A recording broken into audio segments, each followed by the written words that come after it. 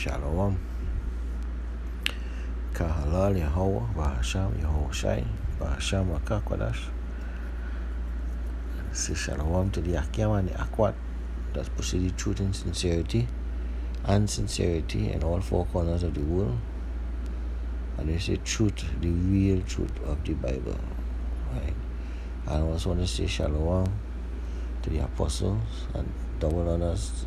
Shalom, and double honors to the apostles and the elders of Great Millstone who continue to rule, lead, and guide us through the Spirit and have the truth from day one. Yes, out here again. Today I'm having a conversation during lunch, and something hit me. It's like concerning witches. I think I was making mention because we're here in Trinidad, election finished, and there was a lot people came out with a lot of race talk concerning the East Indian and the Negroes and all kind of thing, which I'll probably do another video about. But one of the things I also said, beside that they who were racist towards the blacks, that a lot of them in high stature, right, not of a low estate, that have have money, a lot of them look down at the blacks as ghettos, right? And because of that looking down, eventually maybe passed down from family to family, and they grew up with themselves in such a way they were taught like that, right? But what the point I want to bring across, right? Because going into that other thing and our next video, is that sometimes that being at that high stature, that money, that wealth, that rich, and then it hit me that having that money is actually going to lead you to destruction. Right? And I'll go down to it and explain to it in the morning. Right? Start off first with Matthew 19:21. Yahweh Shai said unto him, If thou wilt be perfect, go and sell that thou hast, and give to the poor, and thou shalt have treasure in heaven, and come and follow me. But when the young man heard what was that saying, he went away sorrowful, for he had great possessions. Verse 23. Then said Yahweh Shai unto his disciples, Verily I say unto you that a rich man shall hardly enter into the kingdom of heaven. And again I said unto you, it is easier for a camel to go through the eye of a needle than a rich man to enter into the kingdom. Right? So the point I'm trying to bring across in this particular lesson, right? The obvious point is being rich. But then you see, oh gosh, well, what's so bad about being rich and thing? You see, a lot of people that are rich, they hold on to that as life, right?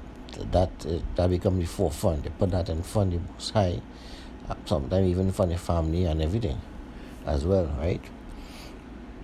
In such a way that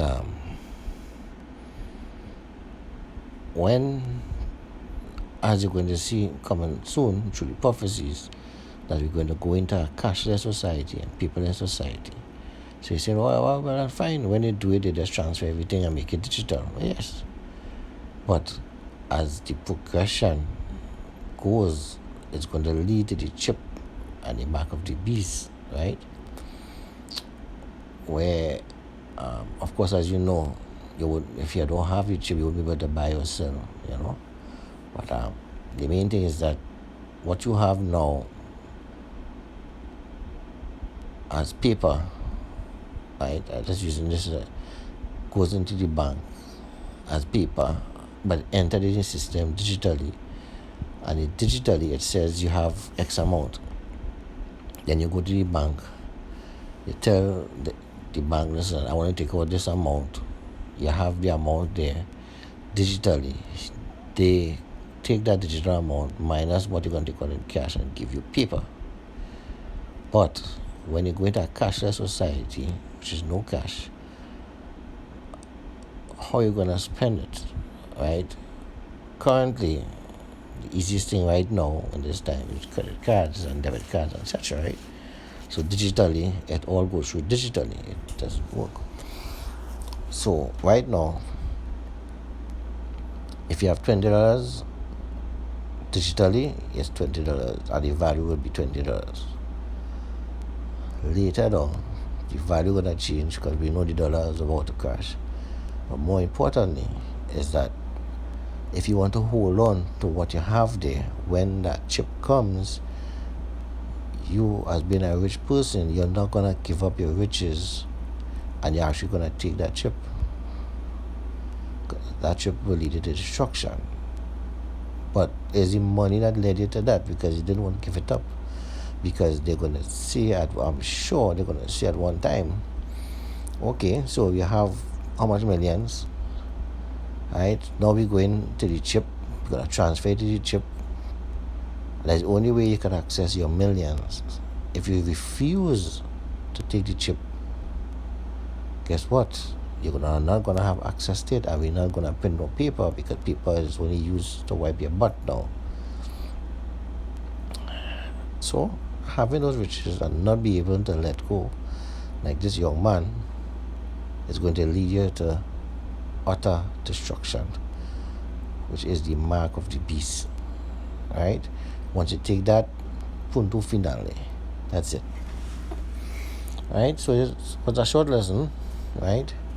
But it hit me like, oh shit, being rich is, it's all well and fine now, but when it reaches to that point, it ain't nothing. Because who multi-millionaires who not gonna take the chip and decide to go in the bush and live, live off the grid? They're not gonna give up those millions. They're going to take that chip willingly, want it, right? And those who are in the truth, whose spiritual eyes are open and see these things, realize, but wait, there's another message when Yahweh Shai said, as in here, Matthew 19:23, verily I say unto you that a rich man shall hardly enter into the kingdom of heaven. And again I said unto you, it is easier for a camel to go through the eye of a needle than for a rich man to enter the kingdom.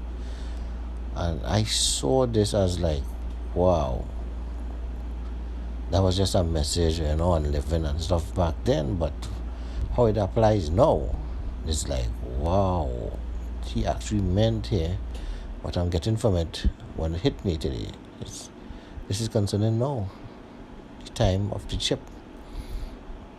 Because they're not going to let go of that chip. The only way you can access your money is by taking the chip. Because your money is in the chip. And I said, Eureka. I now understand what Yahweh was saying even more. So, with that, I'm going to close off and say shalom until the next time.